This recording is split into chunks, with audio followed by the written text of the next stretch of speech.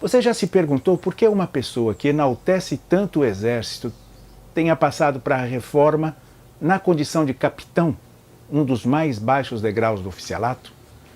Talvez você não saiba, mas o capitão Bolsonaro foi expulso da Escola Superior de Aperfeiçoamento de Oficiais, a ESAL, em 1987 e, quase ao mesmo tempo, iniciou sua carreira política.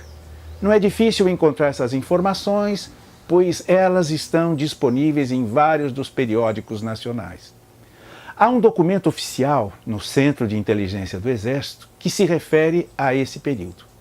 Ele inicia dizendo que Bolsonaro foi punido com 15 dias de prisão por ter publicado na revista Veja, sem autorização dos seus superiores, um artigo em que ele discorria sobre a política de remuneração em vigor àquele momento.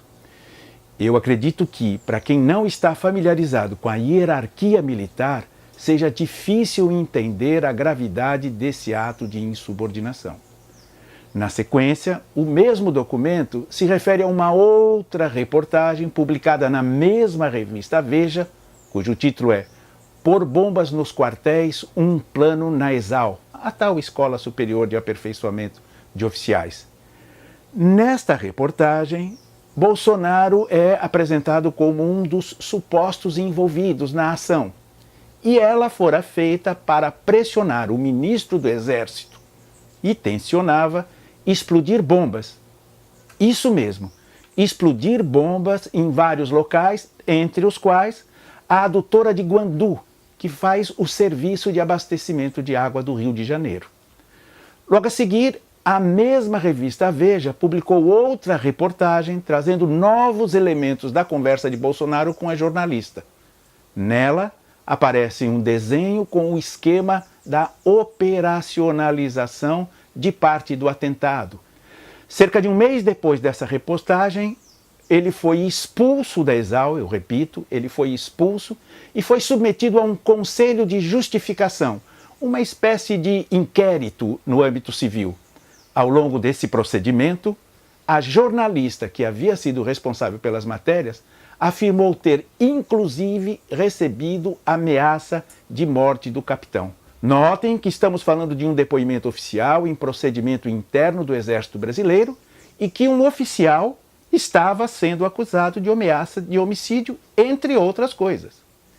Por unanimidade, o tal conselho considerou culpado e propôs que fosse declarada a sua incompatibilidade com o oficialato, com a consequente perda de posto e de patente. Entretanto, em julgamento posterior no Superior Tribunal Militar, tais fatos parecem não ter sido considerados e ele foi designado não culpado.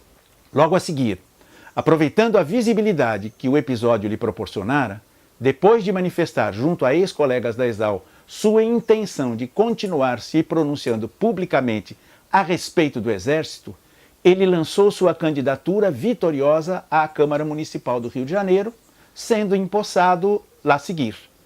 Empossado, ele passou para a reserva. O que estou querendo frisar, para além de todas as peculiaridades graves descritas no processo, como atentados à bomba, ameaças de morte, são dois aspectos. O primeiro é que ele, que tem enaltecido o Exército e os militares, decidiu, de vontade própria, se afastar para iniciar uma carreira política.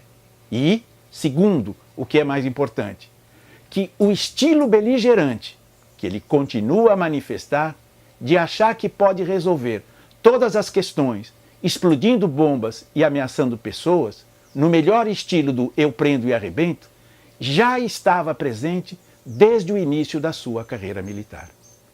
É para isso que nós devemos nos atentar, entre outras coisas.